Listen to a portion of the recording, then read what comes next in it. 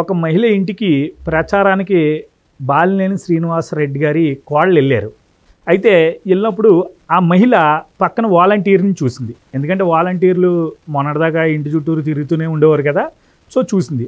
అయితే ఎన్నికల సంఘం బ్యాన్ చేసింది కదా వాలంటీర్లని, ప్రస్తుతానికి వాళ్ళ ఇన్వాల్వ్మెంట్ ఉండకూడదని ఆవిడ అడిగింది. ఒక్కసారిగా బాలినేని శ్రీనివాసరెడ్డి గారి కోడలకో మరి లేకపోతే ఆ పక్కన ఉన్నటువంటి మనుషులకో కోపం అయితే విపరీతంగా వచ్చేసింది. ఆవిడ మీద దురుసుగా ప్రవర్తించారు. మీరు అలా మాట్లాడటం కరెక్ట్ కాదని చెప్పి ఫోటో తీయబోయింది ఆమె. ఫోటో తీయబోతే మహిళని చూడకుండా ఈరోజు చాలా దురుసుగా ఆవిడ మీదకి దాడికి వెళ్ళారు. ఈలోపు కొడుకులు వచ్చారు అడ్డుగా, మా అమ్మను కొడతారని చెప్పి కొడుకుల మీద కూడా విపరీతమైన దాడి చేశారు. పోనీ గాయపడిన వాళ్ళని హాస్పిటల్కి తీసుకెళ్తే హాస్పిటల్ మీద కూడా దాడి చేశారు.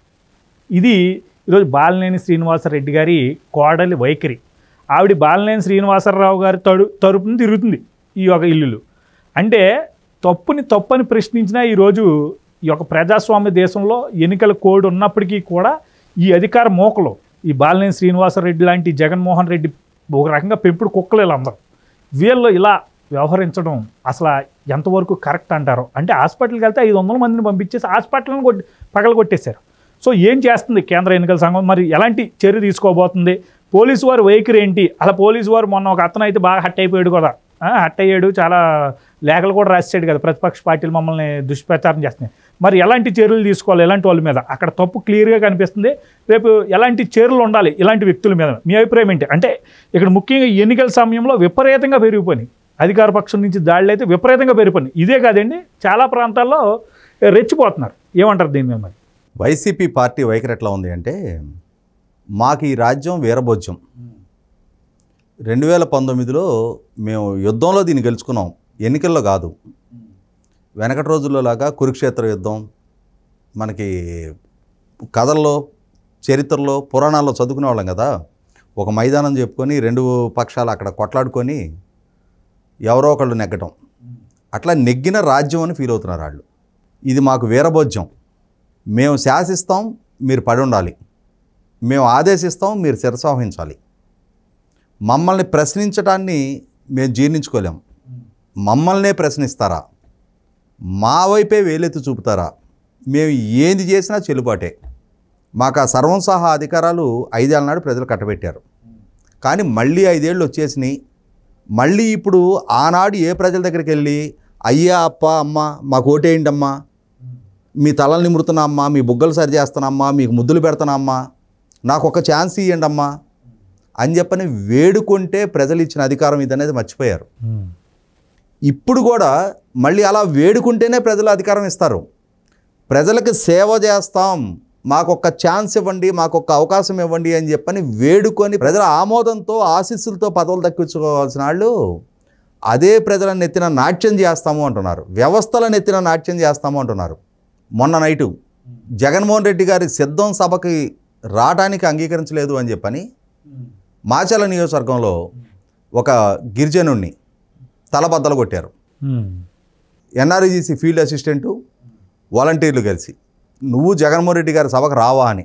మొన్న పేర్ని నాని గారు మచిలీపట్నంలో తన అనుయాయుల మీద, అంటే తెలుగుదేశం కార్యకర్తల మీద దాడి చేశారు అని చెప్పని ఫిర్యాదు మీద తన అనుయాయుల్ని పోలీస్ స్టేషన్కి పిలిపించి కౌన్సిలింగ్ ఇచ్చారు అని చెప్పని, మా అనుయాయుల్నే పోలీస్ స్టేషన్కి పిలిపిస్తారా అని చెప్పని పేర్నాని గారు ఒక బృందాన్ని వేసుకొని దండెత్తెళ్ళి పోలీస్ స్టేషన్ మీద చిటికలేసి వాళ్ళని దూషించి అక్కడ సీసీ కెమెరాలు బద్దలు కొట్టి ఆయనే స్వయంగా ఇదే పని ప్రతిపక్షాలు చేస్తున్నట్టయితే ఎక్కడ పౌరుషం పొడుచుకొచ్చేది పోలీసులకి.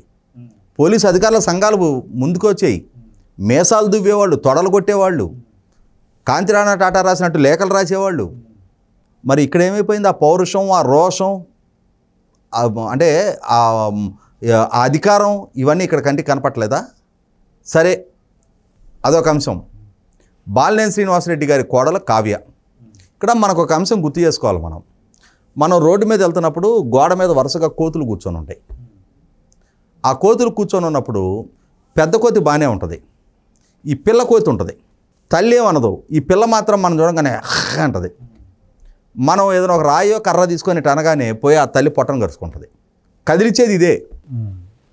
అట్లాగే ఇక్కడ బాలినేని శ్రీనివాసరెడ్డి గారి కన్నా కూడా శ్రీనివాసరెడ్డి గారి కొడుకు, కోడలు, వీళ్ళు బుల్లిబుల్లి ఎమ్మెల్యేలు. వీళ్ళు ఆయన తరపున అమ్మ మా మామకు ఓటేయండి, అయ్యా మా మామకు ఓటేయండి అని ఎళ్ళెమ్మటి వెళ్ళి ఓట్లు అడుక్కోవటానికి వచ్చింది ఆమె.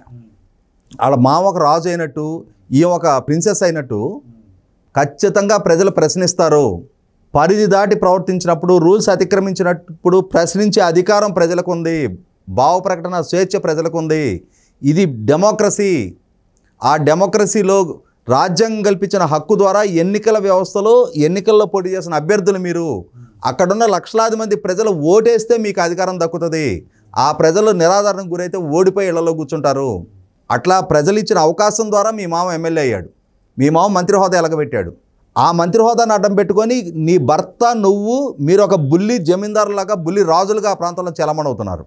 ఏమని ప్రశ్నించిందామా చప్పిడి ప్రభావతి గారు? వాలంటీర్ ఎందుకుంది మీతో పాటు? వాలంటీర్ని ప్రశ్నించింది. ఎన్నికల సంఘం మిమ్మల్ని బ్యాన్ చేసింది కదా, మిమ్మల్ని ఎన్నికల విధిలో పాల్గొవద్దు కదా, నువ్వెందుకు తిరుగుతున్నావు అని. తప్పు చేసినప్పుడు ప్రశ్నించకూడదా? ప్రశ్నించడానికి అతీతులా మీరు? అంటే నియంతృత్వం ఇది. ఉత్తర కొరియాలో కిమ్ వారసులు అనుకుంటున్నారా? జగన్మోహన్ రెడ్డి గారు ఏం చెప్తున్నాడు ఎన్నికల ముందు, 2019 ఎన్నికలకు ముందు? ఈ మైకు పుచ్చుకొని ఏ నాయకుడైనా సరే ఒక వాగ్దానం చేసి దాన్ని నెరవేర్చకపోతే కాలర్ పుచ్చుకోవాలి అన్నాడు. మిమ్మల్ని ఇంకా కాలర్లు పుచ్చుకోవాలా? మీ నాయకుడే చెప్పాడు కాలర్ పుచ్చుకోవాలని. కాలర్ పుచ్చుకోవాలా, కేవలం ప్రశ్నించారు. వినయంగా సమాధానం చెప్పాలి, చెప్పి తీరాలి. ఆమె మీద దాడి చేస్తారా? అడ్డొచ్చిన ఆమె కొడుకుని మీద కొడతారా?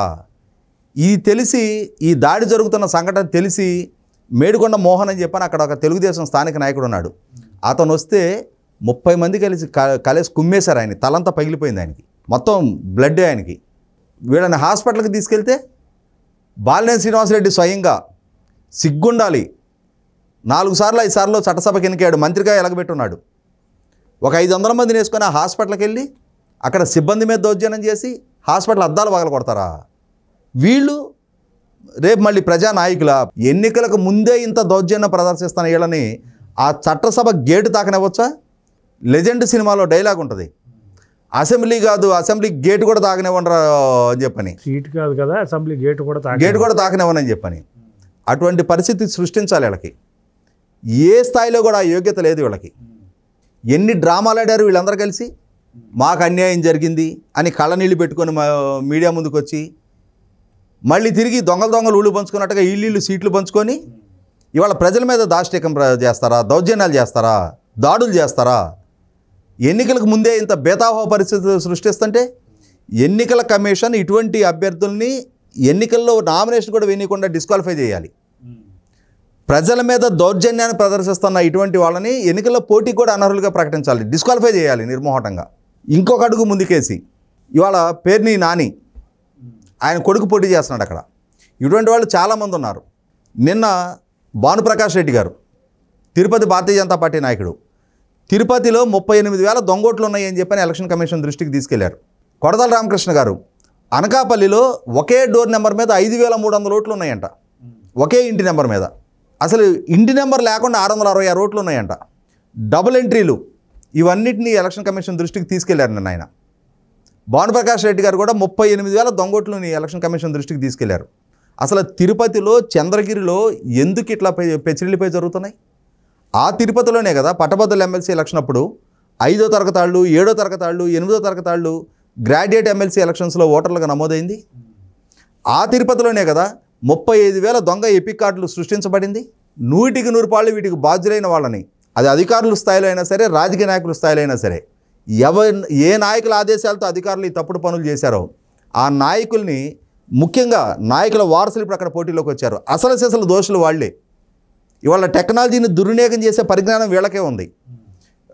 రాబోయే దశాబ్ద కాలమో 2 దశాబ్దాల కాలమో ఎన్నికల్లో పోటీ కూడా చేయకుండా డిస్క్వాలిఫై చేయాలని ఒకసారి అటువంటి కర్రుగాల్చి వాత పెట్టే చర్యలు తీసుకుంటే తప్పితే ఇటువంటి వాళ్ళు ప్రజాస్వామ్యం పట్ల, ప్రజాస్వామ్య స్ఫూర్తి పట్ల, ప్రజల పట్ల వినయ విధేయతలతో ఉండరు. ఓటేసే ప్రజల మీద దౌర్జన్యం చేస్తారా? దాష్టికాలు చేస్తారా? దాడులు చేస్తారా? తలలు పగల కొడతారా? ఒక్క క్షణం కూడా ప్రజా జీవితంలో వాళ్ళని కొనసాగనివ్వకుండా మొట్టమొదట ఎన్నికల కమిషను వాళ్ళ మీద డిస్క్వాలిఫికేషన్ చర్యలు తీసుకుంటే ఒళ్ళు దగ్గర పెట్టుకొని మిగిలిన అభ్యర్థులందరూ పనిచేస్తారు. ప్రజల దయాదాక్షిణ్యాలతో వాళ్ళు ఓట్లేస్తే వీళ్ళకి అధికారం వస్తుంది. మేమేదో యుద్ధాలు చేసి గెలుచుకుంటున్న రాజులము, ఒక 100 మందిని 500 మందిని పక్కన పెట్టుకొని మేము ఊరేగుతామనంటే అంటే ప్రజలు ఇండివిజువల్గా ఉంటారు, వ్యక్తులుగా విడిపోయి ఉంటారు. మా పక్కన ఒక 500 మంది ఉంటారు కాబట్టి ఎవరి మీద దాడులు చేస్తాము, మేము సంపాదించిన అక్రమ సంపాదనతో ఎంతమందినైనా పోషిస్తాము, మేము విసిరేసే డబ్బులతోటి పోలీసులు మా దగ్గరే ఉంటారు అనుకుంటే ఖచ్చితంగా వీటికన్నిటికీ చెల్లుచీటి చెప్పే సందర్భం వస్తుంది. ప్రజలు ఇవన్నీ పరిగణలోకి తీసుకుంటూనే ఉన్నారు. రేపు మే 13 తర్వాత కూడా ఇట్లాగే పెంచడండి, అప్పుడు తెలుస్తుంది.